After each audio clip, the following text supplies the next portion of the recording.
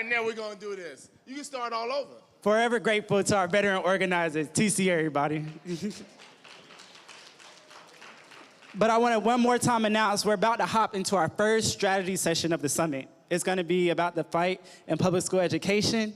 And I also want to let you know the author of the book Morningside is in the lobby, Aaron Shutterly, and he'll be selling books and autographing them as well. But without further ado, I'd like to bring up Dr. Sharon Contreras, who is going to give us a debrief, well, an overview of the fight for public education, the state of our education system. So if everybody could direct your attention to the front for our first plenary.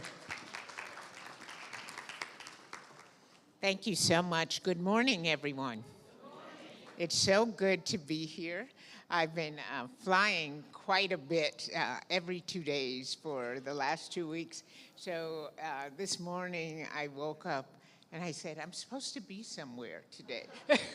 So I'm so glad to be here in this space with you and to just give you a little bit of context as we set up the real experts, the panels that are going to speak afterward. So next slide. I just want to remind us all that the fight for education is global. It transcends race. As you know, there are women all over the planet, girls who have never been to school still. In this country, we know there's been a long fight to learn to read. There were people who lost their limbs for trying to read books, who lost their eyes for trying to read books.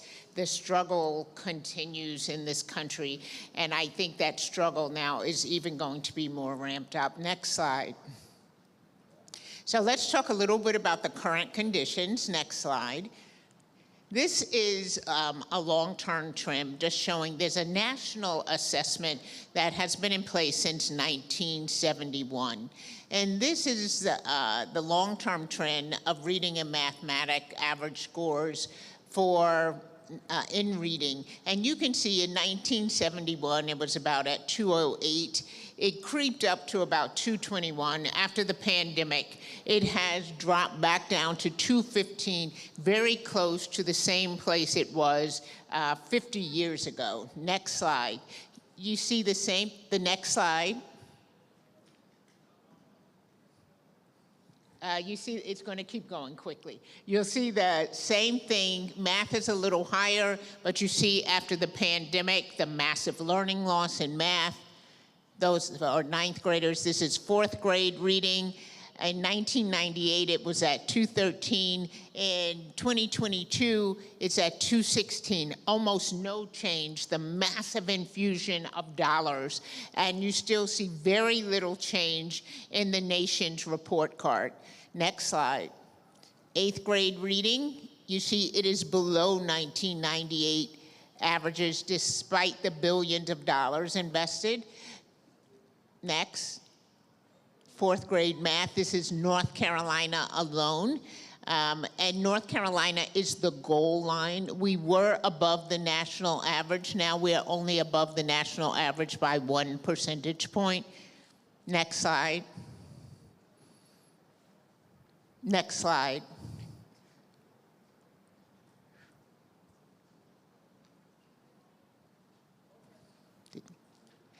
And I want to talk about, despite all of this, we should expect sort of this, the decreases we're seeing, because in North Carolina, we rank 48th in per pupil funding, $4,655 less per student on average than the rest of the nation.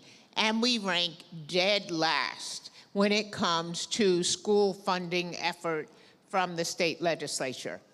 48th, I want us all to think about that, 48th in terms of how we fund children, and when it comes to what kind of effort the state legislature puts in, we rank at the bottom. Next slide. And now to make this situation worse, there's been an expansion of school vouchers. In 2023, the General Assembly removed the income eligibility requirements. This used to be an initiative for low-income families and students, leading to 70,000 more applications than seats. So the North Carolina State Education Assistance Authority offered vouchers first to 15,000, but then the General Assembly went back and funded the additional 55,000 vouchers. They released an update, the North Carolina Office of State Budget and Management, predicting that state funding for public schools could decrease by $100 million in the first year it is implemented. This upcoming school year, state schools, traditional public schools could lose $100 million. Next slide.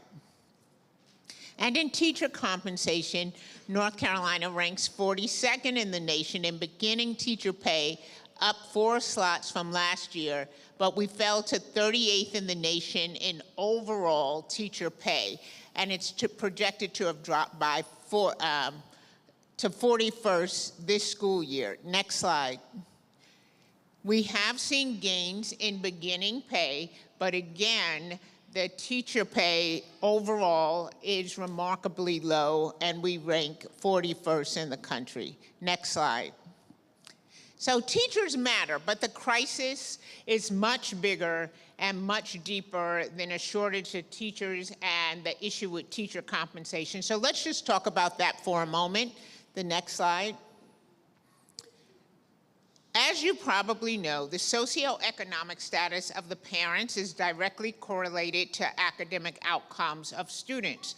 So if you want to really impact academic outcomes, you're going to have to address the racial wealth gap in this country. The racial wealth gap between Black and white Americans has been persistent and extreme.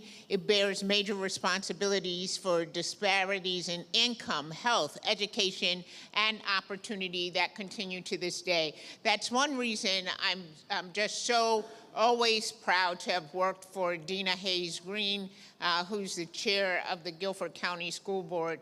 As superintendent, she never allowed everyone to put the blame for student achievement on one human being, on a superintendent. You have to resist that urge to say a person can fix hundreds of years of formal discrimination in a country. We have to work together, and all of the low academic achievement you're seeing in public schools is also a result of problems in housing, problems in criminal justice system, problems with underemployment and unemployment. It goes across every American industry, institution, including even discrimination in philanthropy. So please, when we talk about public schools, let's talk about how do we hold all institutions accountable for student achievement. The next slide. The typical white American family has roughly 10 times as much wealth as the typical African American family and the typical Latino family. Next slide. And there's a particular risk right now for African Americans. Only half of the top 10 occupations that African Americans sit in are above the federal poverty guideline. That's really a remarkable statistic. Of the 10 top jobs that African Americans hold, only 5 of them are above the federal poverty guidelines. Next slide. This explains it further. African American employment is concentrated in low-paying jobs. These are the top 10 jobs that African Americans hold: combined food preparation, retail sales, nursing assistants, personal care aides, customer service representatives, laborers, office clerks, janitors, and stock clerks. Additionally, 7 of them, with the blue bars, are at risk of disappearing because of automation. So most African Americans are in these 10 fields or hold one of these 10 jobs, and 7 of them will no longer exist, or predicted will no longer exist in 5 years. Next slide. And then there's occupational segregation. Occupational segregation occurs when one demographic group is overrepresented or underrepresented in a certain job category. In fact, they could even start believing that they're supposed to be in that job category. The Chief Academic Officer for Guilford County Schools, Jusmar Manis Rodriguez, was going to a school. She has a beautiful accent. And one of the students said, "You look like me, you sound like me, but why aren't you cleaning houses?" She started to internalize. This happened 2 years ago. She has internalized that she should not be a leader of the school district, but that her work as a young girl was to go to school, grow up, and to clean homes at one day. That's what occupational segregation is. Next slide. And you can see that because the lights are on, you can't see it clearly, so I'm gonna try to point it out. This side, it shows the composition of the top 10 highest paying occupations in the country by sex, race, and ethnicity. So on this side, you see physicians, dentists, CEOs, lawyers, judges. This bar is white males. Right next to it, pink, is white women. Then the red is black men, black women, then Hispanic, Latino men, Hispanic, Latina women. When you come to this side, the lowest paid, it's the reverse. While he's looking for that, it's the opposite. So when you look at the 10 lowest paying jobs in the country, you'll see that those who are least represented in the lowest paying jobs are white men. Those who are most represented in the lowest paying jobs are men and women of color, and mainly women of color. Next slide. The solution to reducing income inequality, which is strongly tied to the wealth gap, is to close the educational divide. You could wipe out a large fraction of inequality by ramping up the education of individuals who are limited in their ability to access and finish a college education. Next slide. We also, to do this, have to address the dearth of leaders of color in the educational systems, those who are out and fighting for students. Next slide. So you can see in this country the race and ethnicity of US public school students and the district superintendents. You see that 45% of the student population is white in this country, but 91% of the superintendents are also white. 27% of the student population is Latino, but only 2.51% of the superintendents are. And for black students, about 15% of the student population is black. Only 3.4% of the superintendents are black. And of those, only 1.7% are black women. Next slide. North Carolina, this study is only up to 2021, has 115 superintendents. 3 out of 4 are white, 1 out of 5 are African American and Latina, and in 2021, there were 25 African American and 1 Latina superintendents. Today, the number is less than 20. There are 0 Latino superintendents. When I started, there were 19 black female superintendents. There are 4 today. There are 4. We have to pay attention to this because when boards select a superintendent, they don't think, well, what's the makeup across the state? They don't feel like they have any responsibility to address this at a statewide level. So when you just select in your community, you don't know what is happening across the rest of the state. And there is a problem where there are specific attacks on superintendents of color who are trying to push more equitable outcomes for students. They're not out there saying, we don't care about white students, we don't care about all students, but they're trying to make sure students who have been denied access receive access. I can tell you, even in Guilford County, and Mo can tell you what he had, what he inherited, and then you can't fix everything. The next person has to come in.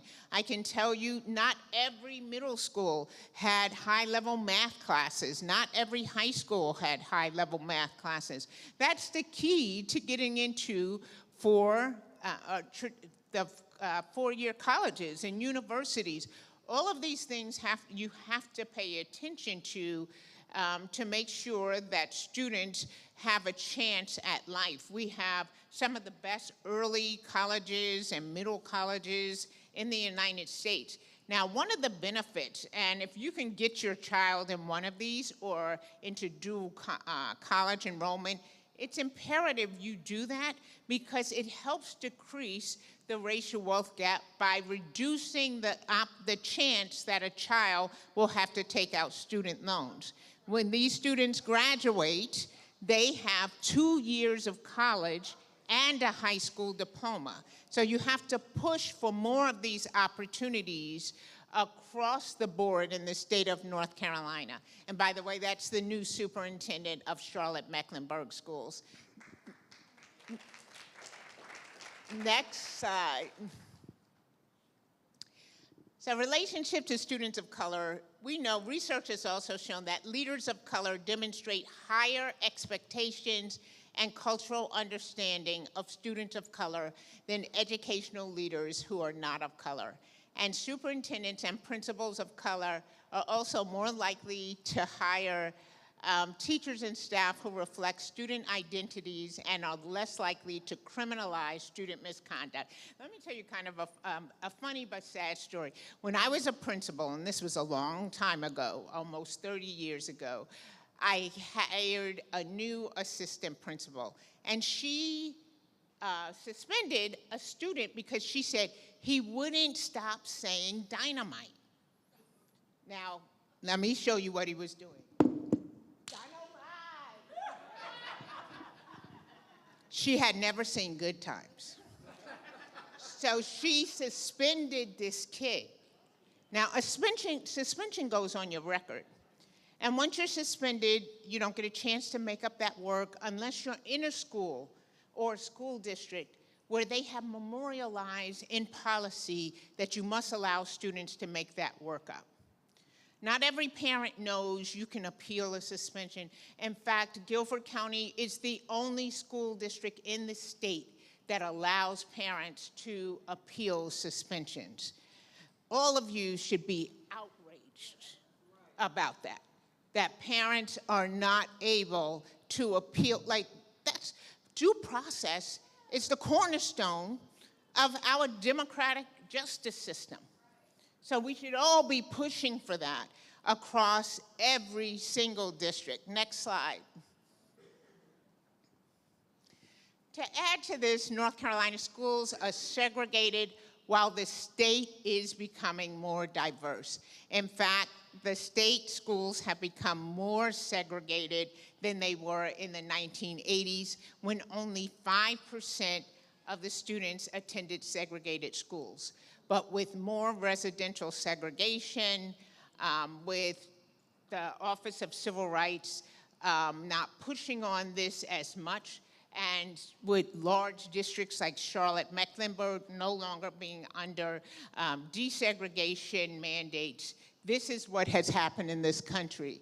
1 in 4 Black students and nearly 1 in 5 Hispanic students attend an intensely segregated school. That's 90 to 100% Black or Latino. And within these intensely segregated schools, they are facing double segregation because the school is also overwhelmingly poor. When a school is overwhelmingly poor, and people don't understand that it doesn't matter what the district gives you. You don't have the parents where one parent doesn't work, so they're in there being a teacher aide with the teacher. They're buying the playground equipment. They're making up for all of the things that the district can't fund. That's what happens when you have these very poor schools. Next slide. And what can we expect next? What are we hearing about what's to come for education under the new administration? Next slide. Possibilities mean abolishing the U.S. Department of Education, which means the very body, that entity exists to ensure equity across school systems, across states, and to make sure that every student receives a free and appropriate education. We're looking at expansion of universal school choice. Now, I do want to say this because it's an important piece of information that I think we're not looking at. 74% of Black and brown parents support school choice, support charter schools, and a little bit less, but the majority even support vouchers. We have to do a better job of offering more choice in schools and helping parents understand that the current iteration of school choice is taking funding from the traditional public schools. But there is something to parents saying, I don't want my kid in a completely segregated school that chronically is underperforming, and most parents would do their best to get their child in the very best school they can get in. There are things school districts can do to offer more choice. You see that school districts, Wake County, for example, through their magnet program, is offering they're building brand new schools that focus on computer science and different things that will bring more parents, allow students to choose in. But we have to be careful when we just say we're opposed to something. What we're opposed to is taking money from traditional public schools. But every parent should have choice for their child. We're also looking at elimination of Title I funding, which is the largest allocation, and in some cases, the only allocation for funding for low students in this nation. 60% of the schools in this nation depend on Title I funding. It is a very serious situation we're facing if one or more of these possibilities come to fruition. But I have decided to think like Junot Diaz, the writer Junot Diaz, and he reminds us of this in the next slide. For those of us who have been in the fight, the prospect of more fighting will seem impossible. At moments like these, it is easy to feel that you can't go on, but I believe that faith and energy will return. We have to keep fighting because otherwise there will be no future. All will be consumed. Those of us whose ancestors were owned and bred like animals know that future all too well because it is in part our past. And we know that by fighting against all odds, we who had nothing, not even our real names, transformed the universe. Our ancestors did this with very little, and we who have more must do the same. This is the joyous destiny of our people, to bury the ark of the moral universe so deep into justice it will never be undone.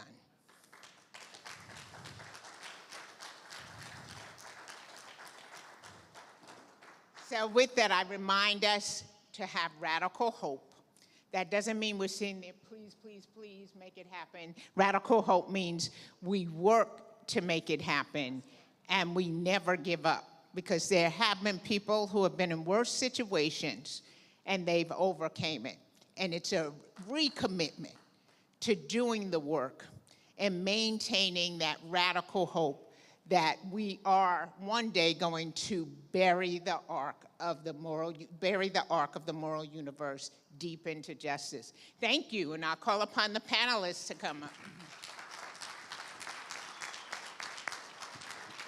Can we give it up one more time for Dr. Sharon Contreras? Mm-hmm. So our first panel is going to be moderated by Dr. Jelani Favors, and Dr. Sharon Contreras will be joining us on this panel. I would also like to bring up Samuel Scarborough. Our newly elected Commissioner Burton, and Rebecca Tremor will be coming up.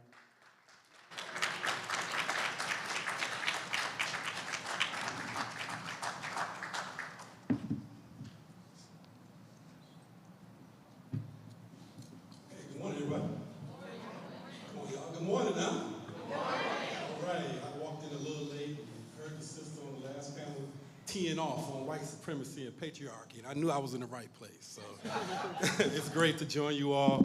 We're going to first just start off going down the panel here, and hold on. We have one more who needs to join us, Cheyenne Guide, who's one of our research fellows over at A&T, is going to come up as well. We're just going to start off, just brief introductions, just going down the line. If you all can introduce yourselves and talk about the work that you're currently engaged in. Absolutely. My name is Samuel Scarborough. I use he, him pronouns. I'm currently a second-year undergraduate student at the University of North Carolina at Chapel Hill, where I organize with March for Our Lives, which is a gun violence prevention organization. I work with the Southern Student Action Coalition. I also work with a student group called Transparency, which is working to provide political education to students at UNC. And I'm also involved in a myriad of other organizations that are community-based and some that engage in more escalatory action like UNC Students for Justice in Palestine.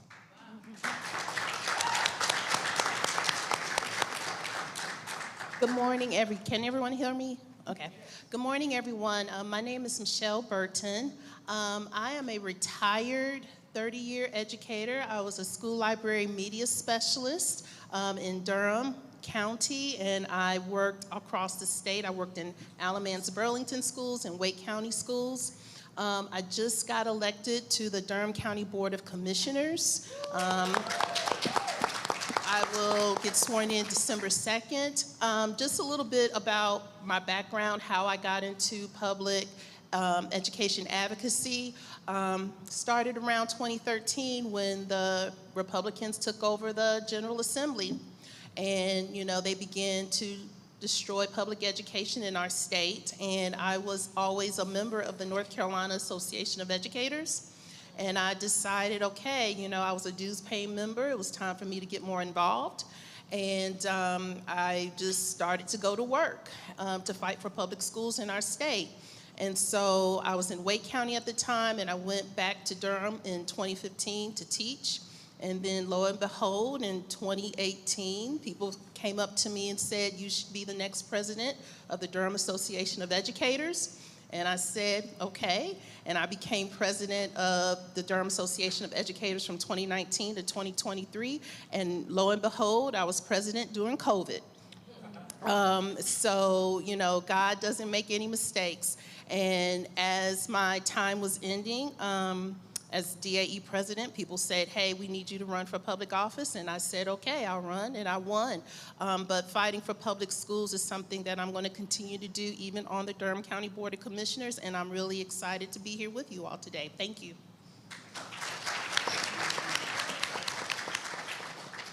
Good morning, everybody. It's just an amazing opportunity to be with all of you. I am Rebecca Trammell. I'm from Wilmington, North Carolina. I began getting involved in the community really in 2014 after my mom died. She was a social worker, and I decided to carry on her legacy of making the world a better place, one person at a time, one day at a time. And I began to see through our nonprofit, Ruthie Trammell's Champions for Compassion, that there are a lot of social problems and there's a lot of pain in this world, but education truly is the great equalizer, and if we're not starting with our children, then what are we doing? Why solve and try to mitigate broken people and adults who have already fallen into addiction? Why try to solve that problem rather than solve the obvious challenges that children are facing today that are so much more easily remedied? So in 2018, I began speaking at school board meetings. I realized that our school board was poised to continue this pattern of separate and unequal schools. And I decided that that was absolutely not acceptable. And I went to the Board of Education as a woman with no children and not a teacher. And I said, surely not in 2018.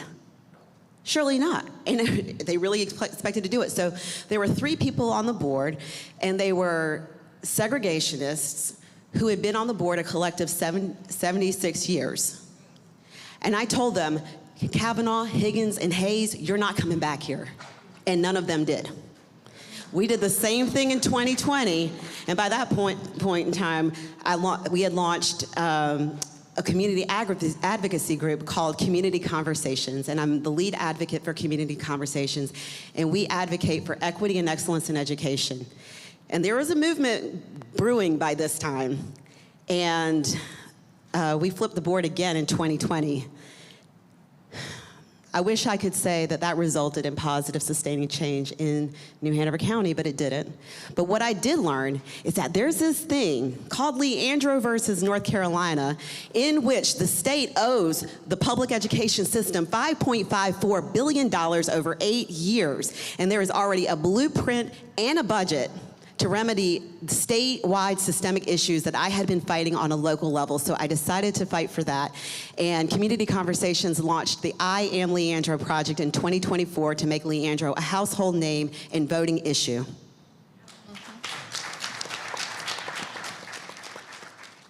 Good morning again. I'm Sharon Contreras. I am the former superintendent of Syracuse City School District in New York State and Guilford County Schools in Greensboro, North Carolina. I am now the CEO of the Innovation Project, which is a consortium of 22 school districts in North Carolina who are dedicated to getting more equitable and outsized outcomes for students by cutting through bureaucracy at the state level. Thank you for having me. Good morning, everyone. My name is Diane Guide. I'm an honors sophomore mass communication student with a minor in political science at the illustrious North Carolina A&T State University. I'm also a Power 4 research fellow in their inaugural cohort, and Dr. Favors is the director of the Center of Excellence for Social Justice at A&T, and it's great to be under his leadership. A little bit of background about why I am passionate about advocating for equity in education is because having access in education is the reason why I am here today. Growing up in Baltimore, Maryland, I attended elementary and middle school with those who look like me. My mom was a public school teacher for many years, and when I got to high school, she was like, you know, you're gonna have to move to this county over because, you know, it's gonna give you better educational opportunity. And yes, that was true. However, I experienced things that I never experienced before, such as microaggressions, and, you know, yeah, the curriculum was harder, but people didn't believe in me, and those people were my teachers and my peers. Wow. And so it was like, I'm experiencing this better access, right? But at what cost? And, you know, I went from being the majority at a school to becoming part of the 8% of the African-American students that were at my school. And that was just so different for me. And I had never been one to kind of just sit quiet when I knew things were messed up. And so I would attend weekly BSU meetings, and I would ask them, I was like, y'all been experiencing this since middle school? How did y'all deal with this? Like, you know, I was like, we need to do something. And so as I mentioned, I'm a mass communication student. I've always had a passion for writing, and there were really no opportunities for that at this high school. And, you know, luckily I found a research program, and I started that in my sophomore year. And by my senior year, I had presented my research in equity and education at student conferences within my district. I testified at the Board of Education, and I also, you know, helped create my district's first equity conference. And when I first started this research, equity wasn't a term that was consistently used, right? I was using the same academic journals over and over again. I was like, okay, does anyone know about equity? But now I feel like it's this kind of buzz term. But I think rather than just saying equity and saying DEI, are we really upholding what this means, right? And so as a Power 4 research fellow at A&T, I seek to continue that research in equity in education. And I guess now being in higher education, looking at it from a different lens, right? What are the attacks on higher education? What are the attacks on HBCUs in general? And I think that through my time at A&T, I really want to get to the root of that issue and encourage my peers and work with my peers to help create more access in education. As you all can see, we have a really great panel. Dr. Contreras, we're going to start with you.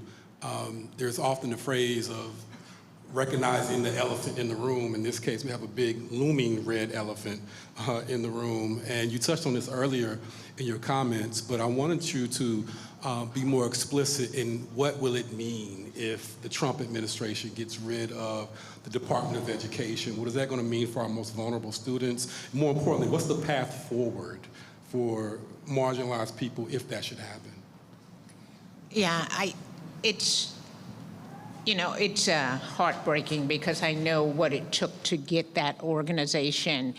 And the point was to ensure more equity. Title IX, which ensures that there won't be discrimination based on sex. The Office of Civil Rights is in the Department of Education.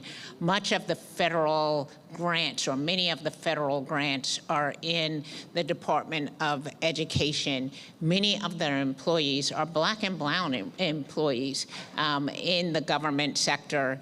And they ensure that there is fairness, that we are complying with federal guidelines and policies, making sure that students who have special needs receive a fair and equitable education. So to say that this could now be divvied out to different departments, and that state departments would receive a block grant, that means that they may not have to comply with these federal regulations anymore, the federal laws anymore. And I'm just saying these are possibilities. I don't know what would happen, but that's one of the proposals, is to give each state a block grant. That means they would come up with their own regulations and rules. So, for example, if you're in a state where they're really opposed to certain books in libraries, and they find that book on Jackie Robinson, like they banned in Florida, they could keep the public schools or withhold funding from public schools if the money is now being held at the state level. So that's something we have to be really concerned about. I think we also have to start organizing to push back at the state level, because I've never believed all politics are local. That's just not true. I don't know why we say that. But we have to attend to the local politics now, because if there are going to be more block grants, the state legislators should know your name. I have a friend who's a superintendent in the Baltimore area, and they were able to get funding for their school facilities because the community organizers showed up at the state legislature so often, they gave them seats. They knew them so well, they just prepared for them. And that's how it has to be for us, that they know that we are watching what we want for our kids. It can't just be what is being told for us to do at the federal level. We have to say, in North Carolina, we demand this quality of education. We expect protections for special needs students. We're not going back where low-income families don't receive Title I help. We expect protections for girls and us to uphold Title IX legislation. And we have to mean that, and we have to be present. Schools and legislatures are very much like hospitals. Those who show up get better service. Ms. Trammell, a follow-up question for you. One of the mantras of your organization, which I really, really love, is our kids, our village. As someone who's deeply engaged in this work, and spending significant time working in the community, connecting with those who are marginalized. I want you to give a current assessment and report card of where we currently are with our kids and our village. And more importantly, what are the most pressing issues confronting our kids and the village right now, and how can we respond to that? Taking this question in, it's very clear that our children are in pain. There's a mental health crisis, and it's there for a reason. The pandemic exacerbated weaknesses that were already present. And we need to be very intentional about resolving these issues. Children began to fall behind, and they knew it. They were very painfully aware that they were slipping in school, and that did impact their self-esteem. We have an opportunity in North Carolina to invest in the very children who have been overlooked. And what I think I'm beginning to see and seeing more of are people who are rising to the occasion to say, these are our kids, and we will fight for them. And that's what it's gonna take. That we've experienced tremendous setbacks. We bore the brunt of the pandemic, but we've always borne the brunt of whatever was happening.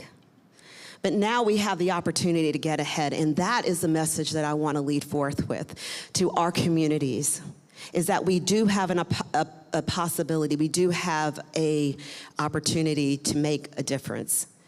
And so I think in this hour, when we know that we're going to face an uphill battle, I believe that the remedy is community and courage. Courage that comes from connecting deeply with one another, wrapping our proverbial arms around our children, and staying focused on what best serves them and our future. And that is why I believe that we have to fight for Leandro versus North Carolina, for it to get out of the courtroom into the classrooms.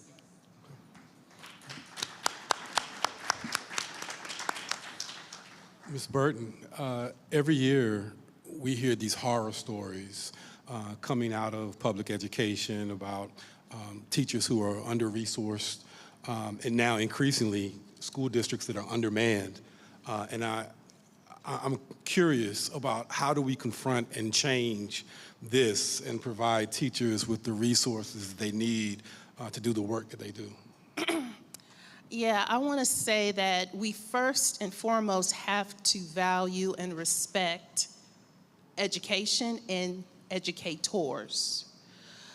We as a country, as a state, we tend to talk on both sides of our mouths. We say, oh, you know, I love teachers. You know, you'll hear some elected officials, you know, say, oh, my mother was a public school teacher, da-da-da-da-da-da-da-da. But when it's time to pay these educators, we kind of balk. You know, oh, we can't find the money, we don't, da-da-da-da-da-da-da-da. And when I say educators, I'm talking about all public school workers. Right. So that's not only just the people who are doing the instruction, but the people who drive the children to school, the people who work as the teacher assistants, the people who work as the child nutrition assistants. Everybody who works in that building, we have to value it as a common good and put our money where our mouth is. And we as people have to fight for that. Most people love public schools. As you all saw on November 5th, Mo Green got elected as the state superintendent, and it was very close. I was worried, right? I mean, he only won by 2 percentage points. However, people were very grateful that he got elected. And this is why this is important. And I want to go back to what Dr. Contreras said about the Department of Education. North Carolina receives over $1 billion in Title I money. Over $1 billion. That means the majority of the schools, 2,500 traditional public schools in the state, get some Title I money.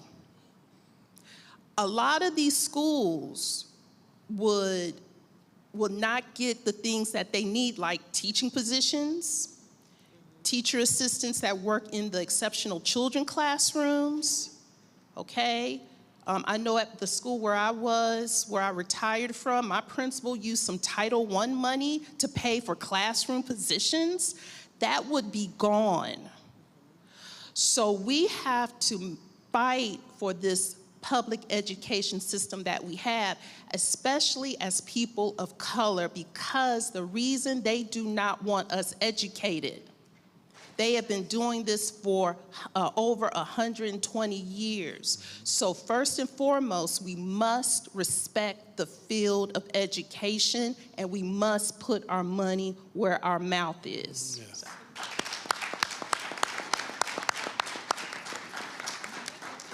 gonna shift.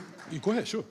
I just want to add, most of us don't fully understand Title I, how the principals are using Title I and the districts are using Title I. They shouldn't be paying for classroom positions out of Title I. It's supposed to supplement. Yes. It's supposed to provide more for low-income children. But what we've ended up doing is sort of balancing so they have something instead of giving them more to make up for what they don't have in life.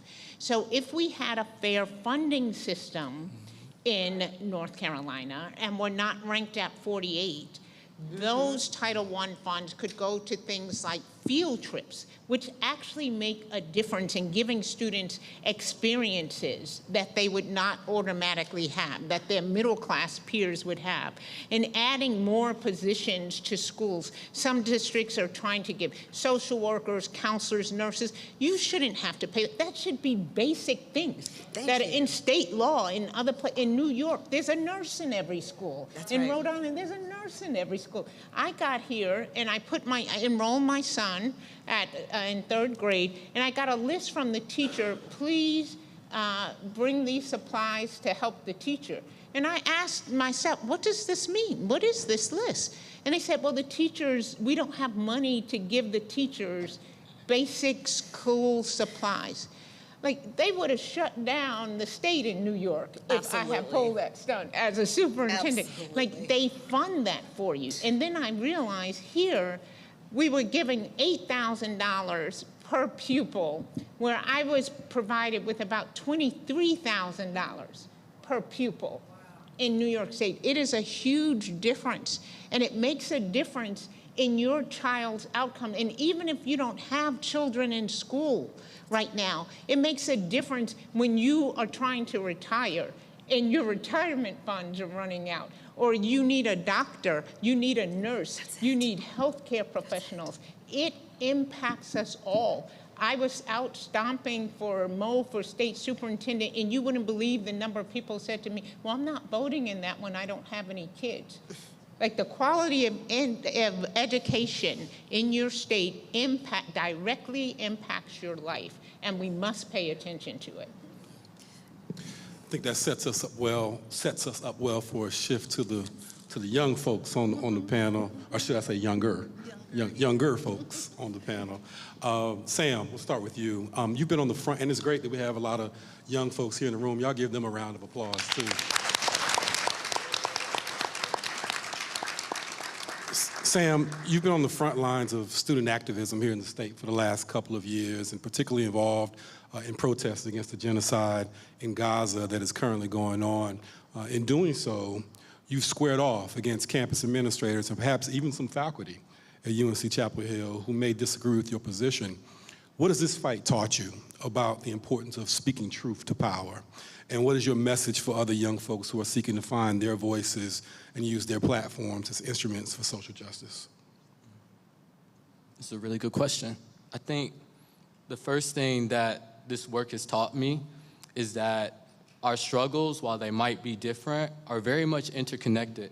One of the things we did in terms of organizing around divestment from Israel at UNC Chapel Hill that we're continuing to do is to do research not only on the UNC Investment Fund, which we don't have much information on for a variety of reasons, but also research on the people that actually run our UNC system. So the system that governs not only UNC Chapel Hill, but also North Carolina A&T, also NCCU, all of the public state-funded universities in our state of North Carolina, including North Carolina School of Science and Math, which I also attended for 2 years in high school. And one of the things we found was that many of the people that are on the board that control this system, the UNC Board of Governors, are the same people that are at the center point of many other issues. So when we go down the line, when we talk about environmental racism, environmental justice concerns in Eastern North Carolina, you look no further than the hog industry that is dumping chemicals into these communities, predominantly black and brown. And when you look at the people that own that company, you look at someone like Wendy Floyd Murphy, who is the chair of the Board of Governors. This same person before she was the chair, also advocated for giving millions of dollars to neo-Confederate groups. So right there, you have 3 separate issues right there that are all interlocking with one person on this board, with one institution. You go down the line, you look at figures like Art Pope, who has been a leader in the anti-worker movement in the state, who has been funding, who has been subsidizing the nonprofit complex that the far right is using to advance far right legislation in the state. Look no further than these boards. These people are capitalists, these people are colonizers in our communities. And so when we're thinking about what's going on in Gaza, we have to connect it to here, and we have to connect it to other places around the world as well. One of the things that we try to keep central is that it's not just about advocacy for the Gaza Strip for Palestinians, it's also uplifting what is going on in Sudan, it's uplifting what is going on in Congo, and it's understanding that institutionally speaking, this country, it has a problem. Because going back to the point of value in education, this country has systematically undervalue education, not only in this nation, but across the world. It would rather fund the military-industrial complex to bomb and destabilize education systems in other areas than it would fully fund education in this country. And so when we're looking at this from an institutional perspective, we have to come to grips that this institution, there has to be some abolition work in play, and there also has to be some radical imagination in play as well. So it's not just providing more funding to public schools, it's rethinking how we're doing schooling in general. It's thinking about different pedagogies that are being left out of the mainstream curriculum, such as native pedagogies. Those pedagogies are not in our curriculum. And so when we're thinking about, again, I want to recirculate it back to the fight for education, it's not only understanding that these struggles are interconnected, but it's understanding that it is most important for us to lean on each other in this moment. I know there's been a lot of talks about division between groups with the exit polls from this presidential election. And the thing I think people need to focus on is the problem isn't the electorate, the problem is the system. The problem is the options that the corporate duopoly are creating for us every election cycle. The problem is fundamental to the system. And so I guess in closing, that's what I've learned from my couple years of advocacy is that we need not just reforms in different places, but we need to have a dual power strategy that works to undo the system as well and begin creating something that is different, that is more humane, and that is actually pro-life.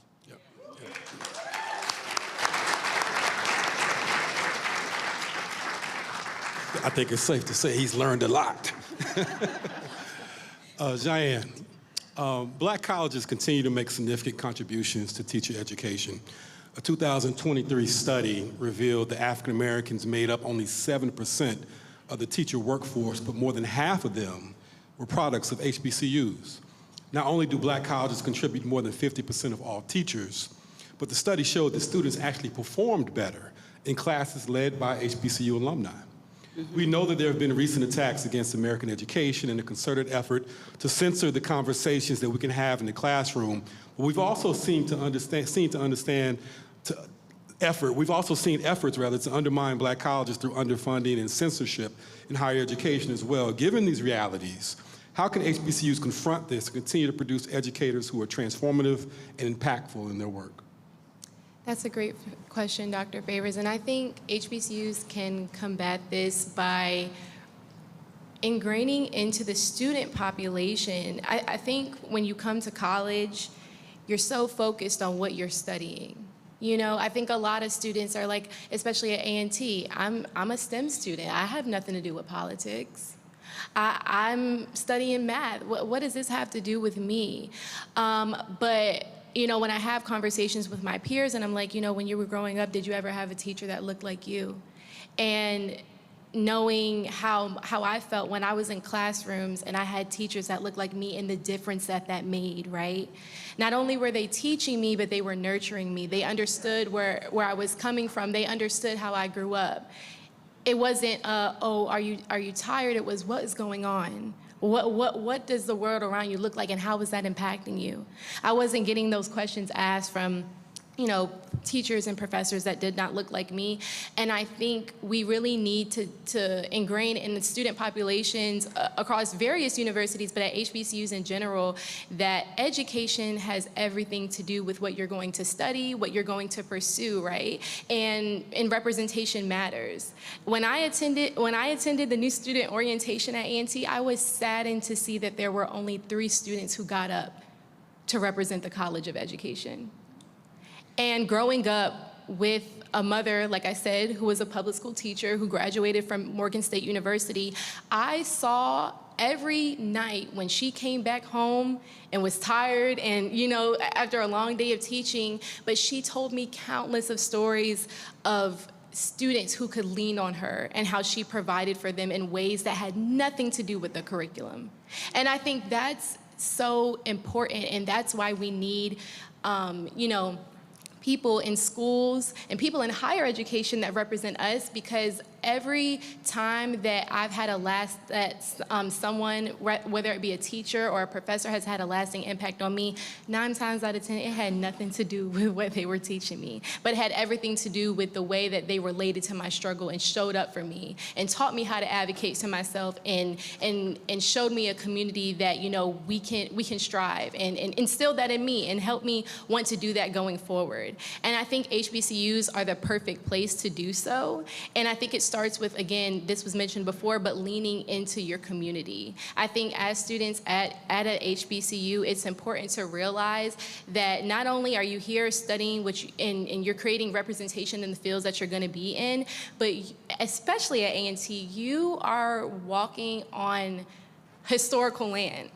Not only because A&T is a land-grant university, but because we are the home of the A&T 4. We had so much historical things happen on our campus, and when we talk about A&T and it's a STEM school, and we're producing the number one producer of Black engineers, but I'm like, did you know that Jesse Jackson was here? It's like, how do we get that part of the history to be emphasized as well? And I will praise A&T and other HBCUs across the nation and what has happened in the past few months, because I've seen a sense of community. I've seen a sense of people and students coming together to emphasize voting, to emphasize organizing. I see organizations such as the Beloved Community Center helping and reaching back into the communities and just organizing people and telling them to come together. And so I think if we keep that spirit up, I said, no matter what the election results are, I am proud of A&T and other HBCUs for showing what collectivism looks like and how far we can get with that. And I think if we continue to have that sense of unity, not just during election time, but all the time, that is so important. And I think once we start to lean into each other constantly, we will have these engineers emphasizing for the educators. We'll have the educators emphasizing for the engineers, because at the end of the day, what I realized, especially as I'm growing up, in America, not only are these people in high places, capitalists and things of that nature, but really I started to realize that we are like hyper individualistic. And why is that the case? My community only persisted because we leaned on each other, and that's what I want to ingrain again. That is what we need to ingrain again. And so if we keep emphasizing community and leaning on each other, I think that HBCUs and other universities across the nation will continue to produce educators. And yes, it's great if they are of color, but I think more importantly, it's great if they not only care about the curriculum, but care about the students that they're teaching. Can I just add something to that? So well said, my sister. So the best teachers don't teach subjects, they teach students. And we teach the whole child, and the whole community wraps around that whole child. I believe that we can transform society. I smiled when you said that, because I thought about my middle school chorus teacher, Miss Gerald, chorus, but she taught students. All right? She just didn't teach singing. Like, we would go in that classroom and she would edify us and build us up and preach to us and nurture the whole nine. And so that comment just speaks to the type of teachers I was fortunate enough to have in my life. Dr. Contreras, I'm going to come back to you. Several years ago, I was a grad student at Ohio State University, and I had the distinct privilege of interviewing Ezell Blair Jr., who's one of the ANT4, who now goes by the name of Jabril Kazan. And Mr. Kazan told me that in the interview that it wasn't Rosa Parks or Dr. King who inspired him to get involved in freedom work. It was his teachers in the segregated school system here in Greensboro, North Carolina. And I wanted to ask you a little bit about the importance of radical mentorship and what that looks like in the 21st century in our schools. And most importantly, does current legislation and public policy, or policy rather, on public schools undermine the opportunity for radical mentorship in public education, or will educators still find a way to cultivate the freedom dreams of our students? That is such an important and powerful question. I am here today because of the only Black teacher I ever had in my K-12 experience. It's something we sort of take for granted in the South, but growing up in New York, I actually had to desegregate a school. And most people don't know that history of the North. And I had a teacher who, I remember the first novel she ever taught me was Durango Street. And I remember, I hate to say this, but I stole the book. It was so important. They couldn't hear you. What book was it? That's why I took the book home. I still have it today. I have that book, Durango Street, and she taught us the Harlem Renaissance. And she was a teacher. Back then, I didn't want to be known as smart, and everyone called me a nerd girl. So I dropped out of her honors class. And the counselor just let me do this, to be in a lower track. And I went home that day, and she was sitting at my kitchen table with my mother, having tea. And that's sort of what we need. Like teachers who are, Brian Stevenson, who wrote Just Mercy, said, you must be proximate to the problem. Mm-hmm. Like if you were scared of your students, scared of the parents, won't go to the house, you can't teach them. You know, and so she went to that house, and the next day I was right back in her class learning Langston Hughes and Harlem Renaissance. And I'm here today because of that mentoring. Today, I mentor superintendents and principals all over the country, those who are aspiring to the superintendency. And I think we have to set up formal systems for this. Under this sort of stressful situation to work in education, like as a teacher, if you don't have someone to talk to, you're not going to make it. I was speaking to a dean of a school of education who said she started watching something on social media. The students would graduate, go out and start teaching in August, and they were so excited. She said by December, they wanted to give up. She said this was anecdotal, just watching on social media, without formal mentorship, and that's something the state should be paying for. I was stunned when I became superintendent in North Carolina and noticed I did not receive a dime for professional development for my staff at any level. I had to use federal funds, which meant it only went to the low poverty schools. So all of the other schools, those teachers received nothing. They couldn't, so I was able to pay for some mentorship from New Teacher Center, but I was not able to provide that for anyone else. But we must set up formal systems for teachers, for bus drivers, food service workers, and for students as well. How do we help 12th grade students, allow them to mentor middle school students? You know, when we had ESSER funds, Guilford County started an initiative in the nation, the first one, where the students were tutoring students who were in advanced placement classes, because I saw that all of the McDonald's and all these places had them out working in the midst of the pandemic. So I hired them to tutor their peers. That's awesome. And then I saw that students were dropping out of North Carolina A&T University. Now, many of you don't know, North Carolina A&T graduates the most black engineers in the world. So I said, they got more math people than me. I hired them and started paying their graduate assistantship so that they wouldn't drop out of school. Some of them have gone on to become teachers. They were going to become engineers. They have gone on to become teachers. But that mentorship, the way they have, even if they didn't become teachers, they started mentoring young people and saying, you can make it. So we need it at every level in our organizations, and we have to have funding for that. That's the way we have funded schools and thought about, you know, back in the day, it was just, I had a county commissioner say, well, back in the day, we had the teacher and the student. And I said, well, we're not back in the day. That's right. And it requires so much more for students to be successful. There are a lot more stressors in life. There are a lot more stressors in the profession, and students need mentorship, adults need mentorship if we are going to be successful together. That's community.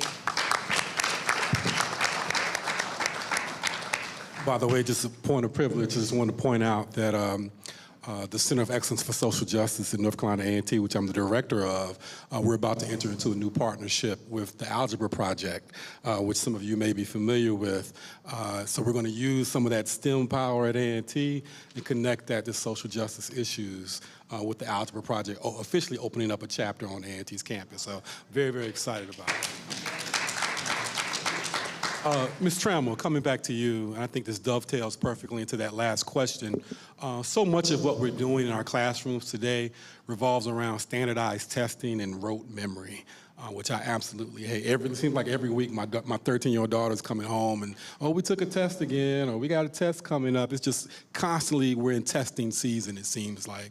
And one could argue that that debases and undermines the spirit of creativity and independence within our students. Given this reality, what do you think the future holds for public education as it relates to connecting our students to the needs of the community? How can we infuse empowerment and creativity in the classroom and link it to the critically important lessons on civic engagement? Well, we have to make it possible for teachers to not feel like their jobs and their livelihoods depend on teaching to the test, and allow them to use their degree and their intelligence to teach students. I think that we know, for example, that the SAT was a greater measure of social class than it ever was intelligence or academic performance. So I do believe that there's enough information now to deviate from these standardized tests, at least our sole reliance on them as a indicator of teacher performance or student performance. I believe that when it comes to the real world, I don't know. I don't think that any of the tests and most of the information that I learned in school, a lot of it I don't use in the real world. And we need to start creating curriculum and teaching what matters for workforce development and what can actually help students recognize their gifts, their talents. And I think that requires us to believe in educators and trust educators. So I hope that answers the question. Yeah, absolutely. I've been given the wrap it up signal anyway, so we're going to move to closing statements, and we'll just go down the line and allow you all to just give your final thoughts and ideas about the future of education. We'll start with you, Sam. Just work our way down. Absolutely. I think in my framing of this, a fight for education is always the fight for liberation. And that involves the idea of self-determination. So how do we as communities define what is being taught in our classrooms, how it is being taught, and how the classroom dynamics play out? Particularly, I think of like the hierarchy that is constructed within classroom settings between a teacher and a student that creates this kind of environment where information and knowledge is thought of as this banking thing. It's thought of as I'm going to dispense knowledge into my student, and my student is just going to receive it. And that is not how human beings work. So I think in closing, I'm just thinking more so about how can our path towards a fight for better education intertwine with our greater fight for liberation in this place and across the world. Yeah. So I just want to say in closing, this is the reason why I ran for Durham County Commissioner instead of school board, because many people came up to me and said, well, you know, you taught school for 30 years, you should be running for school board. And I'm like, no, I don't want to be on the school board. I want to be on the county commission, and this is why. Because what I began to realize is the issues and struggles that my students were facing on a daily basis in their families, they were bringing them into the schoolhouse. Lack of housing, income inequality, homelessness, food insecurity, all of that was coming into the school buildings. And so I realized in order to make a bigger impact, I had to either run for the legislature or the county commission. This is what I want to say to you all. You have to figure out where the money is. You have to fight for the money. You have to learn these power dynamics and power map. I love what Sam was just saying about the UNC Board of Governors, all right? Because what's happening with public schools K-12 is also happening with UNC system schools, the defunding of UNC public system schools, because I have a sister-in-law who teaches at Fayetteville State, and she's in the School of Ed, and she tells me about it.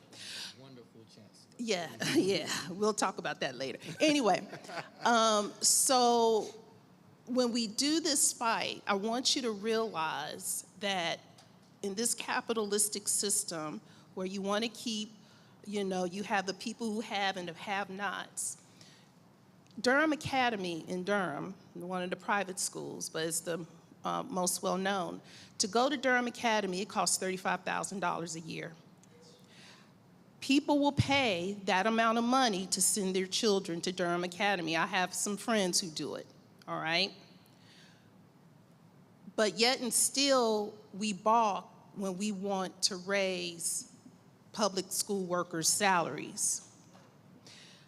We also, when people pay that kind of money to send their children to these private schools like Durham Academy, Ravenscroft in Wake County, I'm not sure what's here in Guilford, what they're paying for is mentorship.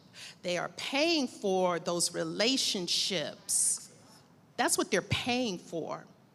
And they want the children who don't attend public schools not to have that. And you need to ask yourselves, why? Why?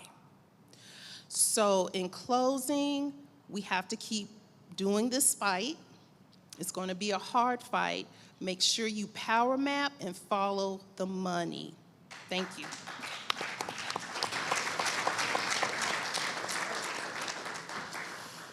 Indeed, follow the money.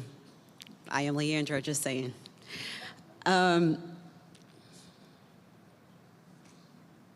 It is a dark time in North Carolina, and it's a dark time in American history.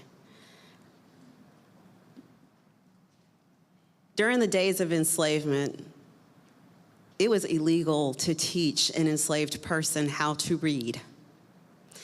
Yet in the state of North Carolina, 69% of children in 3rd through 8th grade are not testing well enough on their end of grade test to be considered on track for college or career. I know I just mentioned testing, but that's what we have right now. Effectively, 69%, as I read it, or I understand it, 69% of our children could be functionally illiterate, and that is a huge problem. At the same time, we have a state, a General Assembly specifically, that doesn't consider itself accountable to the North Carolina Supreme Court. Because if they did, they would already be writing checks to make sure that every child had access to a sound basic education, and they're not.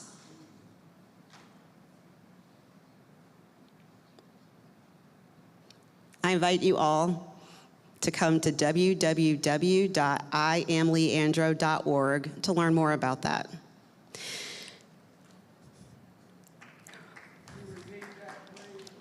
Certainly, it's www.iamleandro.org, and I invite you to please sign our petition. You'll end up on our mailing list if you'd like to do that. We like to keep people abreast of these issues.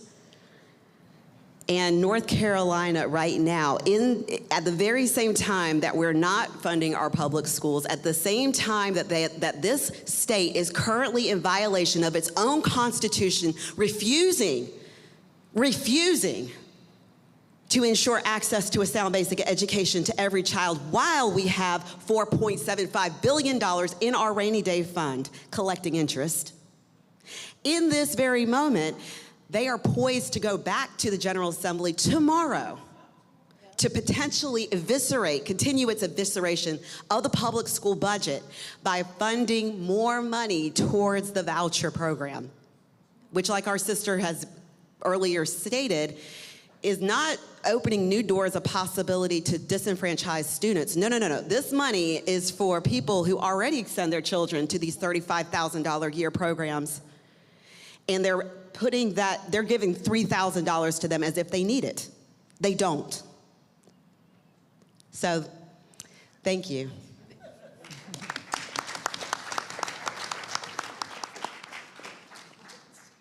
Again, I just want to thank you all for being here and to remind us all that the problems of education should not fall at the feet of the educators. It is a problem that transcends every American institution.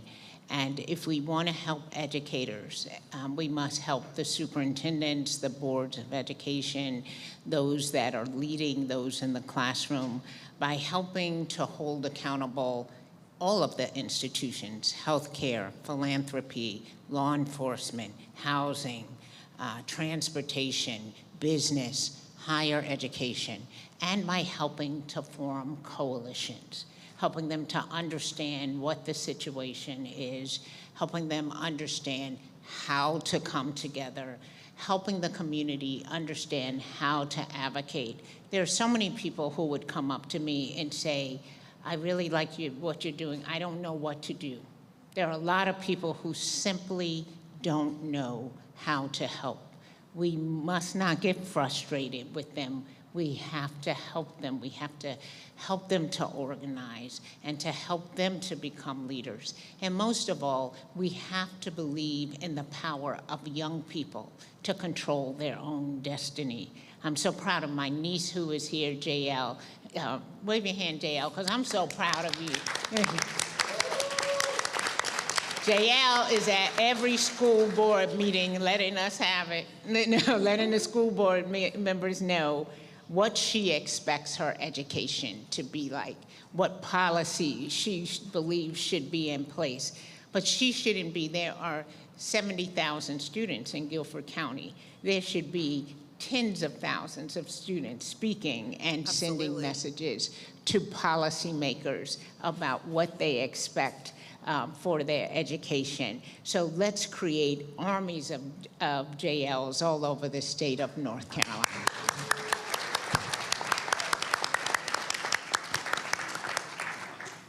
Yeah, and I'll just echo what everyone else said. I think that most, if not everyone in this room, has had the privilege to be educated, and if you haven't, then you should fight for that exact reason. Absolutely. Right? We all have ties to education, and if you don't know where to start, ask.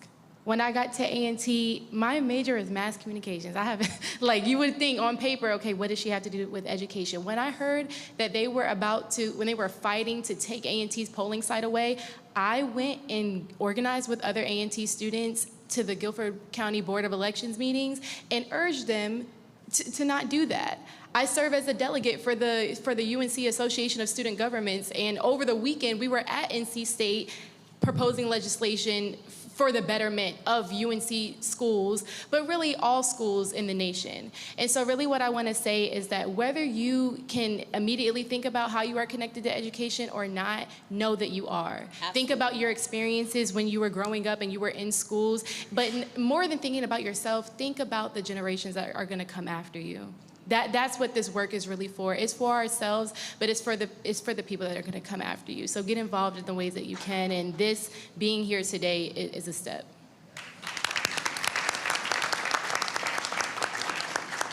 All right, we want to thank everybody on the panel, and turn it back over. Thank you, Dr. Jelani Favors. Let's give it up for our panelists one time. Now I'm going to do one more thing. I'm going to ask, if you're an educator in the house, could you please stand? If there are any educators in the building, could you please stand while our next panelist begin coming up? Y'all give them a round of applause.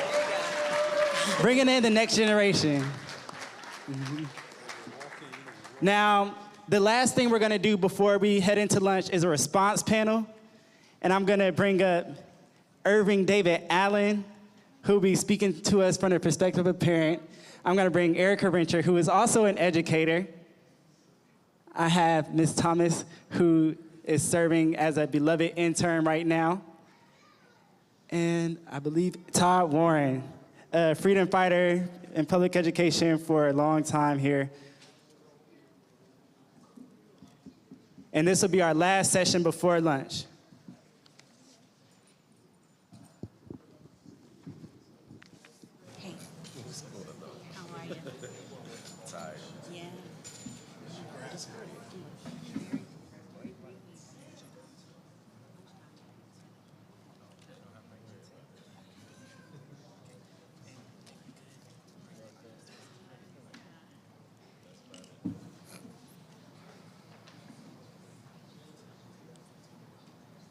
And this will be our final session before lunch. Thank you all for your engagement.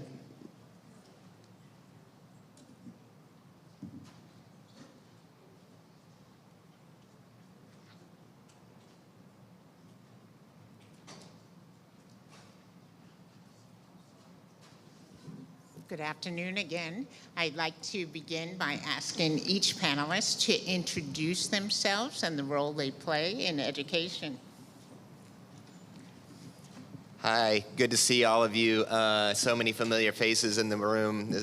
Being with Beloved feels like coming home. My name is Todd Warren. I use he, him pronouns. I'm a former K-5 public education teacher here in Guilford County. I currently work for Down Home, North Carolina, doing rural organizing across the state, and work on the Heal Together North Carolina Public School Coalition. I'll pass it. My name is Ashley Robeson. I am a student at Guilford College. I am a senior at Guilford College. And I also was a teacher aide and a lead teacher. I taught 4-year-olds, I taught 4-year-olds their letters at a Christian academy, and I also taught at Greensboro Day School. And I was a after-school teacher there, and I was a lead teacher and during their summer camps teaching extracurricular activities like science and other creative arts. Right, good afternoon. I'm Irving David Allen. They gave my whole name, so I'll give it to y'all. I am he, him pronouns. I am a resident of Greensboro lifelong. I have raised 2 daughters in Guilford County education and working on the 3rd. She is a 2nd grader. And I'm also a community organizer and the training coordinator for North Carolina Black Alliance and Advanced North Carolina. So I'm a community educator, I consider myself. And I'm also a parent, so I'm a teacher's assistant as well. Yes, I'm a parent. My name is Erica Powell-Rencher, and I am also a parent, Guilford County Schools, and I am at the Center of Culture and, working for social justice and education in and outside of the classroom. And I'm here to think about what are the ways that we can survive within these current systems, how to mitigate harm that is happening right now for people that are in these spaces right now. So that's where I'm spending a lot of energy. My name's Dominic Garcia. I'm a high schooler, and I was I was introduced by this from the march, and I'm just here to talk about and answer some questions. Mm-hmm.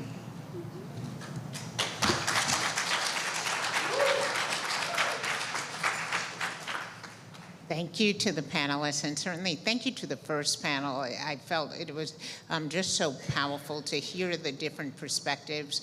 I want to begin by just asking you to respond to the first question that was asked, was about what's to come, or what we're expecting in terms of the Department of Education and how we can prepare for that in our respective roles, in our community organizing, and working with teachers and working with parents. How do we protect our schools, protect our communities, protect our children, given that we have some idea of what may be coming?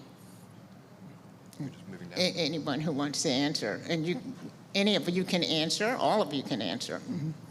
Well, I can talk about what my, what I feel like my role, what I'm called to do in this moment is, and it's to create these pockets, right, to help people to understand that there's what I think Rebecca was, somebody mentioned courage and community, and I think that was a theme across the first panel, like, so how are we going to build this community, and how are we going to create these spaces for us to build the courage that we need for possibilities that you mentioned earlier in your talk that may come. And so my work is around creating those spaces where we can step out of this reality for just a minute and realize what is possible, and grow the internal capacities in us around joy, around hope. And so, that's what I've been doing lately, which is creating these pockets of joy. And people go in and they get reconstituted for the place and the purpose where they are now, or that they have, and go back out and keep fighting. So. No, I absolutely think that's important to create those spaces and to meet people where they are in this moment right now, because I think that we're in a lot of different places. I think we've seen it even in folks in your communities, the divide that has existed. So you have to meet people where they are, but you also have to feed them with information. I think what information did for me was made me feel like I wasn't alone in these moments, and that we've been here before and we've been able to get through before. So I connected with books like The Fire Next Time, and this was 10, 12 years ago when I really started organizing and building my knowledge base, and I think that's what it takes. People need to be refueled in these moments to let them know that right now it doesn't exist in a vacuum. You're not alone, and you're connected to the past, you're connected to the present, and we're connected to each other.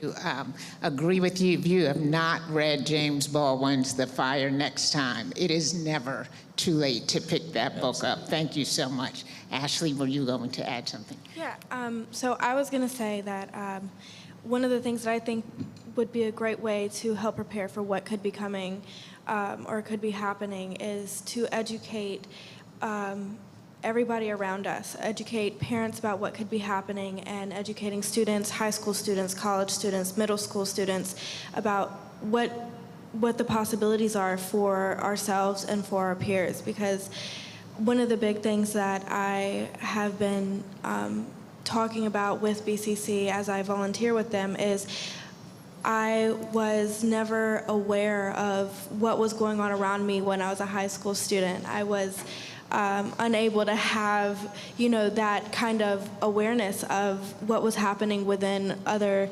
communities or counties. And I learned a lot coming to Guilford College, and I've learned a lot working with BCCC. And I think that helping people understand the magnitude of what could happen and what we can do to help what's going to happen or what is already happening would be a very big impact in how we can help ourselves and others in the future.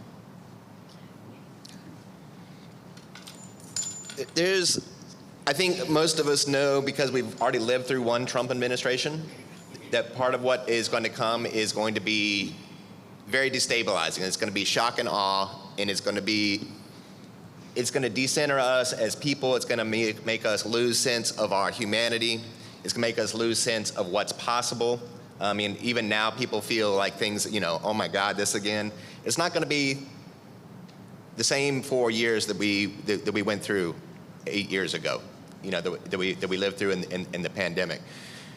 This is a group of folks that is coming in very prepared with Project 2025, that they've named things like, dismantling the Department of Education and big things like that. That is meant to be destabilizing to us. Now, I don't want to pretend that they won't do these things, but the things that they are proposing doing are wildly unpopular.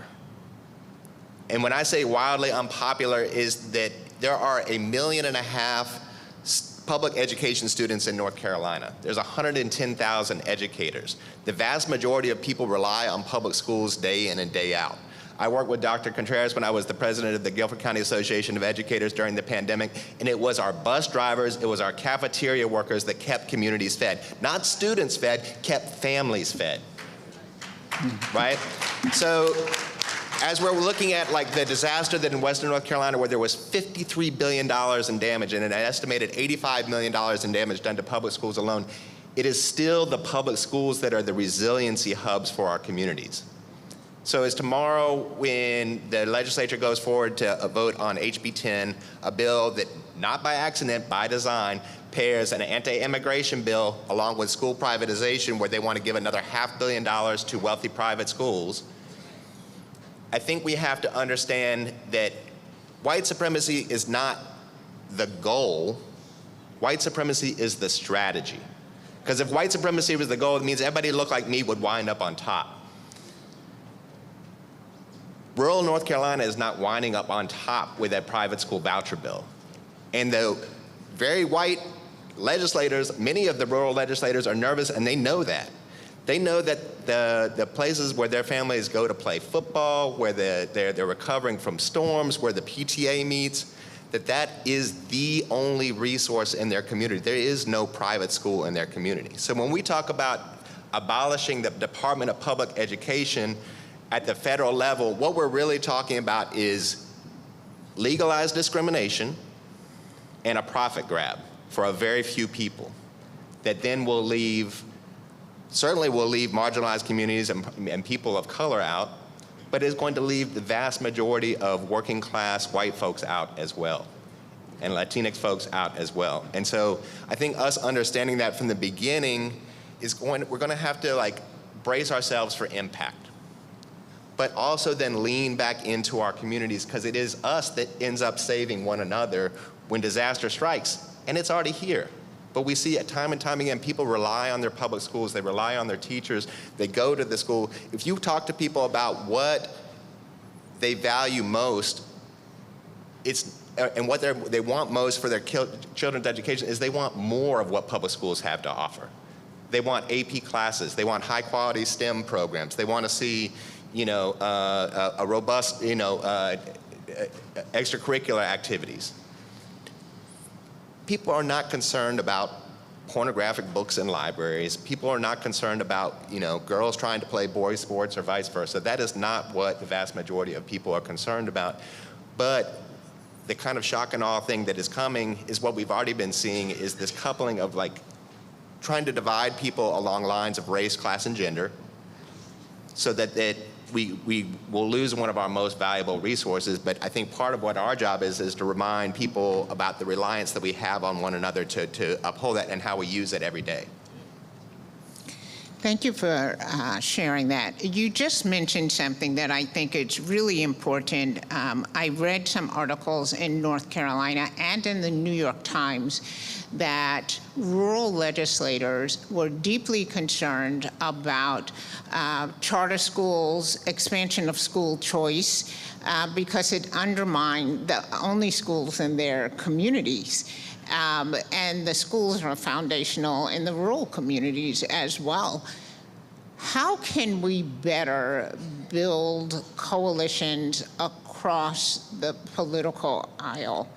Can you give us, anyone on the panel, real strategies for how we do that work? Because there's a real opportunity here to stop some of these more draconian policies from being put into place, or to roll them back. Yeah, well, I think it starts with, and the key is with building coalitions, is talking to people and listening to people. And I think that being in the places where people are is the only way that you can actually listen to folks and build with folks. So folks have to see you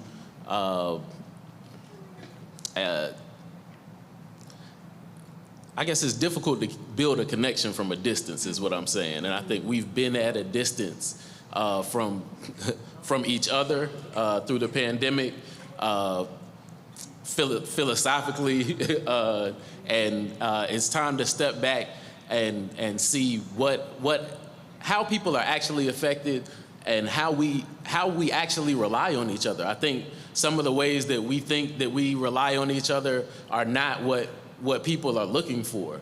And if they find the things that they're looking for in other places, then you get cut out of the conversation.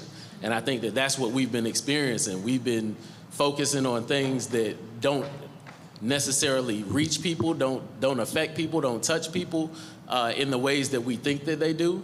And it's because we don't ask them. We don't sit with folks. We're not in community in the ways that we should be to know the answers to some of these questions. Absolutely. Yeah, I'll add, I think what I've been learning, and I'm in a room full of people who are organizers, so I am not presuming to know how to do this. But what I have learned is that the one major part of coalition is that you have to be willing to concede, right, and agree on what is the interest, right? It can't all be one thing. I mean, it can't be several different things. There has to be an agreement on and an understanding of figuring out of what people's interests are, starting there, right? And once people know what that is, figure out how can we work together? What do we have in common in terms of interests? And then, right, and that all takes time. And then move in incremental ways to change, to make change according to those interests. And so coalition building, I think, is really the only way forward at this point, and has been the way forward. But I think we have to figure out how we can work together in terms of our shared interests and then move in that way as a collective. Thank you. I'd like to ask Dominic a question. Is Dominic or Dominique? Dominic. Dominique. So I'd like to ask you, because we're talking a lot about what we want for schools. We don't ask those of you who are sitting in experiencing schools what you want. And there is a massive problem right now with student attendance. Now, some of that comes from is a problem from the pandemic, but the culture and relationship with schools has changed. The community relationship, how students see schools has changed. How do you think we should be engaging with students? How would students like to see us talk to you? What are some structures we should be putting in place so that you have a voice and are empowered to make decisions about schools and how you experience schools? So, at my school, Can you speak into the microphone? Thank you. So at my school, it's basically like, I know like a lot of my friends and like people at the school, I know a lot of them like are kind of like silent when it comes to certain things, and they're not really talking. And I feel like I guess like the school system, I guess some of the students don't feel like they're able to talk or whatever. And also like at the school I go to, it's a charter school, and I can tell that when I moved to Atlanta for like for a little bit of a year, and when I made that change, I saw like so much difference from where I'm at now in the school system and just all around. And the school system was way more up-leveled compared to the school system I'm in now. And because everyone's like, I can tell it's not like up there. It's like really like down. It's not as good as it should be. It's just like Asheville city schools in general. Most of them is like, I guess not funded for like the education that you would need compared to like other places like Atlanta or other places. And I think it should be more funded, or the education should be better so people can at least like be exposed to things that they would want to be exposed to compared to not having the chance and just not having the chance and stuff. How do you think we should get information from students about how schools should be set up, what programs should be in schools, how schools should be funded? How should we solicit that information from you? Do you feel like you have a say in that? I feel like I do, depending on it. But I think something that should be in schools is more, I guess, like more racial equity. Like, I feel like that should be put in places because most of Asheville city schools is majority white, and I feel like if they had that, it wouldn't be as how it is now. I feel like it'd be a lot better and more equal for the people that are there. And I know most schools don't have it, but I know some schools that do. And I think those schools are rising more than other schools compared to the school I'm at now that doesn't have it. So most young people would say they want more equity, and I am most hopeful when I'm around young people. In fact, one of my peers, who was the superintendent of DC Public Schools, Kaya Henderson, just received a grant for $170 million to start a civics institute for the Aspen Institute to help young people come together to talk about important issues, because they don't want a world where they're fighting like the adults are always fighting. To anyone on the panel, how can we better empower young people, and how can we move beyond we just want to make sure students are doing reading and math, and we're trying to improve test scores, to a world where we're preparing students for democracy, where they see the shared humanity in one another, and they can work across differences. In fact, I want to remind everyone, and I say this in every talk I give, public schools were not created to help students find jobs. CTE was not the purpose of public schools. In fact, Thomas Jefferson said the purpose of schools was to make sure that Americans never fell prey to tyranny again. It was for civics education. And we got bamboozled into this whole reading and math thing. Reading and math is important. You know, you can't function if you don't know reading and math. But we moved completely away to the point where students do not even know how a bill becomes a law, what's happening at the legislative level, who's responsible for what. How do we empower students again? And I'd like to just ask Todd to talk about this, because Todd helped me move forward with the student voting initiative. And I think we still, in Guilford County, have the highest percentage of 18-year-olds voting in the state.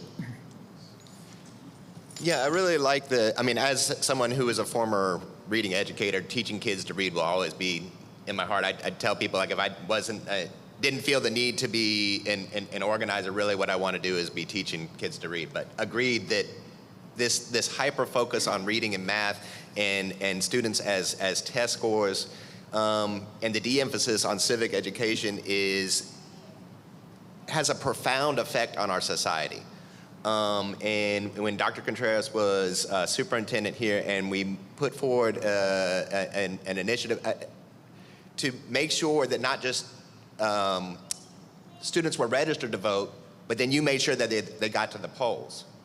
And I'm not sure if you all remember the news stories around the time, but the outcry was just like, oh my God, what are you doing? It was like, they're 18, they can vote. We're making sure that they are engaged in civic life that affects them, right? And part of what with this erosion of civic education, we're not putting together all the pieces, and it's been mentioned, Rebecca mentioned it with the Leandro case, but let's just take right now, there is a Supreme Court seat that is being recounted today for Allison Riggs for Supreme Court. I looked a little bit ago, and she was 34 votes ahead. We're talking about 34 votes ahead in a state where 5.5 million people voted. We're talking about a court that we lost a majority several years ago with Sherry Beasley's race by 401 votes. What does that mean? Two quick things that it means is the Leandro funding, the multi-billion-dollar funding that our schools are owed for a sound basic education, is the court has overturned that. And so we have to fight back to win that court back. Students like yourselves have a vested interest in that money. Their vote counts, their voice counts. Us as parents, as educators, have a vested interest in who is on that court. I don't know the exact breakdown. If you go back and look at the ballots, the number of times that race was skipped, just because people don't know what it's about, or they think it's just about, law and order, locking people up, is related to school funding. The second thing I'll say back to your question earlier is about racial gerrymandering. North Carolina Supreme Court showed that we racially gerrymandered, and then we didn't do anything to correct the maps because we didn't have the power to enforce it. So the only answer that we have right now is to organize. I can't wait for you all to hear from my friend and colleague Israel Allison tomorrow about the work that got done, like in places like Granville County, where we helped break the Republican supermajority in the House by something like 213 votes. You're talking about margins that are, we absolutely need students to be voting, and we need students to be voting in their self-interest, not for Republicans or Democrats, but who is going to let that Leandro money out or who's not. Because let's be very clear, the legislature has already been mandated to release those funds for years for a sound basic education, and that rainy day fund has been there for years. It's just getting bigger. Every time I hear the amount, I'm like, I remember talking about this 10 years ago, and that fund was not that big then. So there's lots of different ways that we can go about it, but the person-to-person organizing and showing up to do our civic duty, voting is part of it, and then letting other people know what's on the line every time we come up to one of those elections is really, really important. And I applaud the efforts to make sure that students were getting out to vote, because you took a lot of flack for that one. Yeah, and I want you all to know, you all worked really hard to make sure there is a state law that says there is supposed to be a person in every high school in North Carolina that ensures that all eligible students are registered to vote. There's supposed to be someone assigned in every high school. It does not happen in 98% of the high schools in North Carolina. We took it a step further to make sure that students were taken to the poll. We work with You Can Vote and the League of Women Voters, who recruit volunteers to go in and in a very nonpartisan way explain the history of voting, explain the voting process, help students register, and then they, as part of a culminating activity, a field trip, they go and register to vote. And the principals, teachers, the superintendent in Guilford County, they go vote with them, with the young people. I'll never forget going with the students at Page High School in a group of young African-American men saying, I like this feeling. I'll never stop voting. Right now, there are only 3 districts in the state that are registering their students and taking them to vote, and they all have superintendents who previously worked in Guilford County. That's Guilford, Lexington, and Stamford. And then the superintendent of the Philadelphia Independent School District in Pennsylvania, Dr. Tony Watlington, took all of his students, 12th graders, to vote. This is something across the state we should be pushing for. Not for them to vote Democrat, not for them to vote Republican, but for those who are campaigning to earn the votes of young people. And it is absolutely reasonable for school districts to take students, because the #1 reason 18, 19, 20-year-olds do not vote is transportation. They cannot get to the polls. And so that is something that we can do as part of our organizing, is holding school boards and superintendents accountable, because they are afraid to do it. So yeah, I took a lot of heat for it, but my successor doesn't take any heat. They do it now. It has become normalized. So it is a way to make sure that young people are engaged in the civic engagement process. I want to ask another question about the potential for the block grants that are coming up.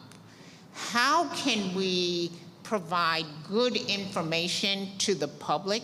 I believe one of the things that would break my heart as a superintendent was that misinformation. People would come to school board members, to school board meetings and say, you want us in these buildings, they're leaking, they're broken down, you're not paying the teachers. They don't understand who is responsible for what.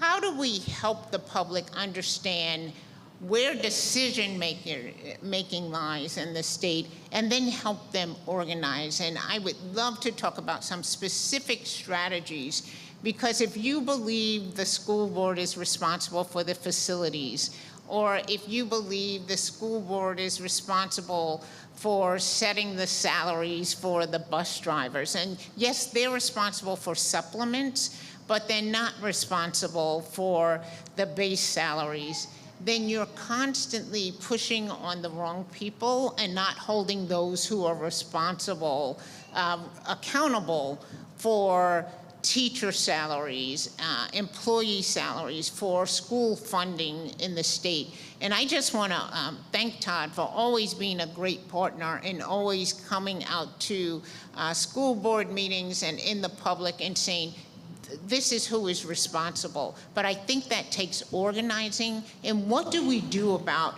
the proliferation of misinformation, especially with social media, where so many people get their information?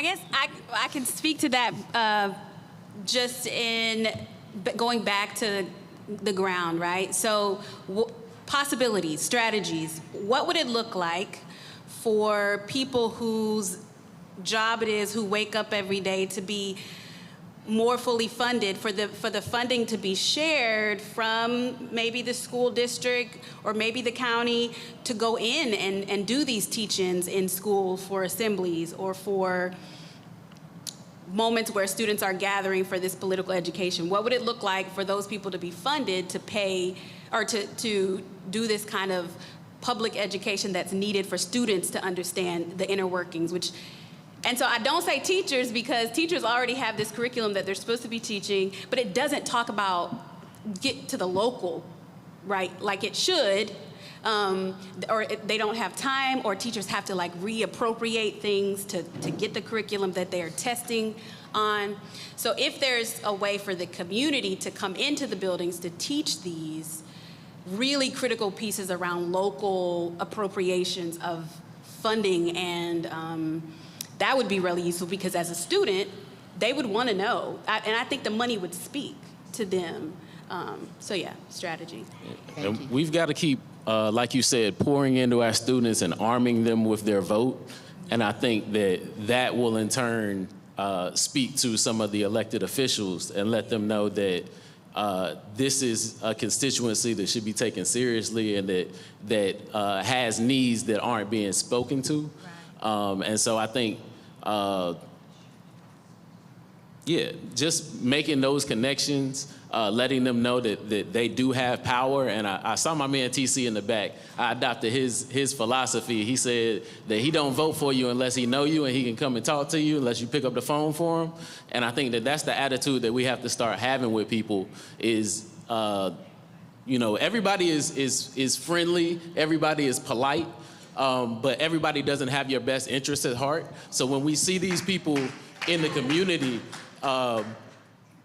that should be in mind. Everybody can speak nicely. Everybody has their campaign talking points. Everybody has, what it takes or what they think it takes to win. But we have to start holding people accountable, even if that's your personal friend that you went to high school with.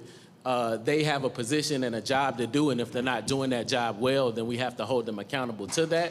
And I think that, Greensboro is a very polite town, and I think that we need to start interrupting that a little bit. I know I got in trouble many years ago for trying to do that, but I think that it's really necessary to hold people accountable, because if they don't feel that tension, then there won't be any movement.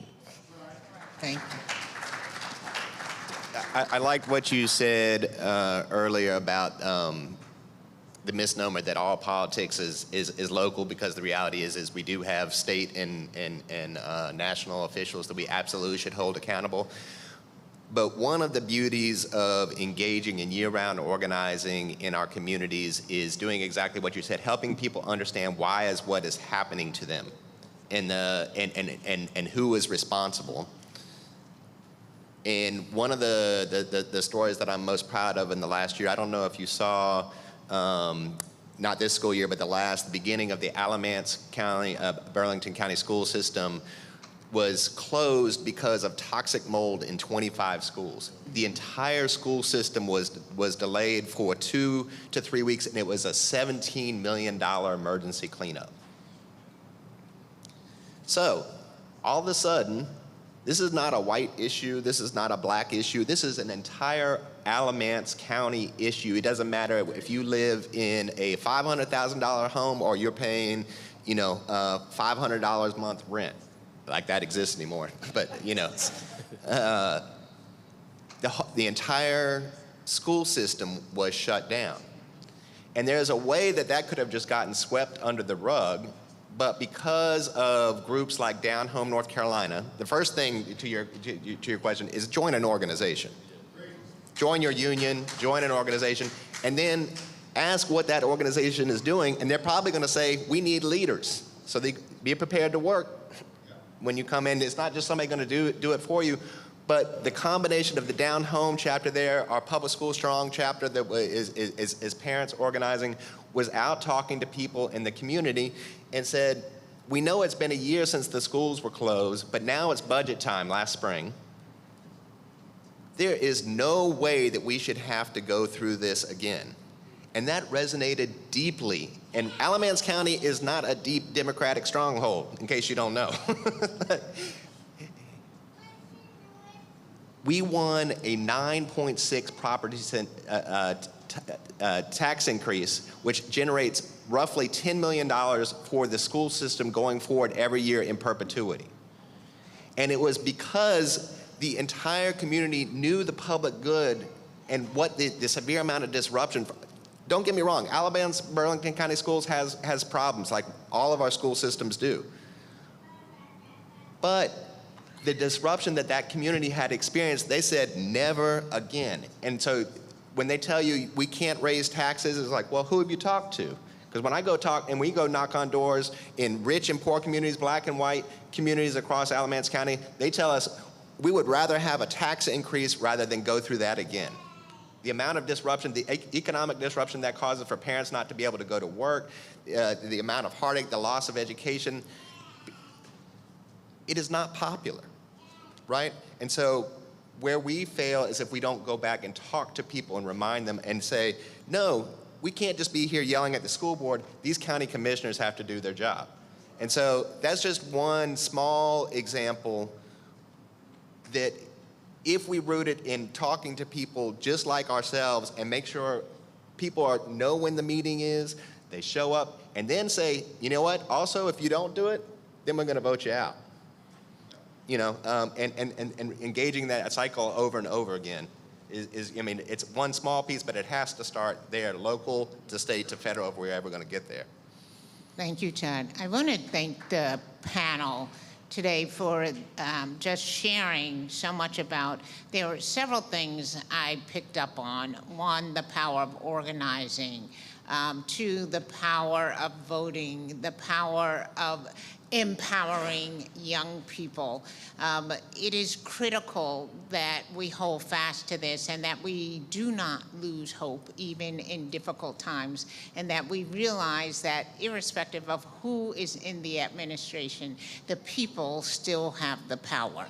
We can never lose the sense that the people have the power, and as long as we are being transparent, organizing, and talking to one another, we will maintain our power and our rights.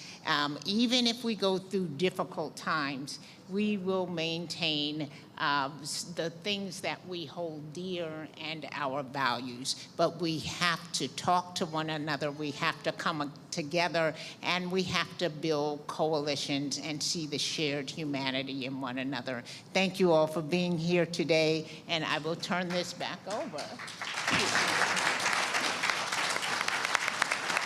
Stand up to receive your applause, panel. Thank you guys so much. And for all the public educators we have in the building, constantly being the backbone of our society, filling up the next generation, we appreciate y'all. And I'm gonna let you sit here while we do our exit instructions. Lunch is here, so that's something y'all can get excited about. I see some people nodding off a little bit, going to sleep. We do have lunch here. We're gonna ask everybody, stand up, stretch, make your way out there, get a plate. And in about 20 minutes from now, we have Aaron Shutterly, the